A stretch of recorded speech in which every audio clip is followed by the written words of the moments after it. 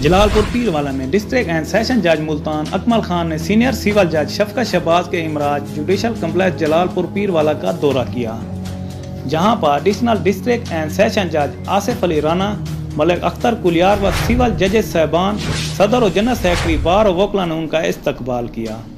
जलालपुर पीरवाला पहुंचने पर district and session जज ने जजेस साहबान के साथ मीटिंग की और बाद अदान डिस्ट्रिक्ट जुडिशरी सहूलत सेंटर और मेडिकल डिस्पेंसरी का इफ्तिताह किया।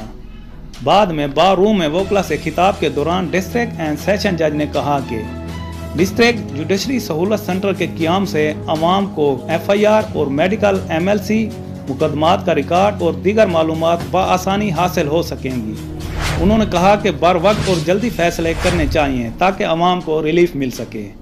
ये सबसे बड़ी तब्दीली है। उन्होंने जजेस साहबान को हिदायत की कि अगर केस किसी के हक में हो या खिलाफ, लेकिन केस मुख्तसर में फाइनल करें। तकरीब में assistant commissioner Jalalpur Pirwala Mudassir Mumtaz, ASP Jalalpur Pirwala Asif Raza, MS tehsil headquarter अस्पताल डॉक्टर एहसान बारी ने भी शिरकत की।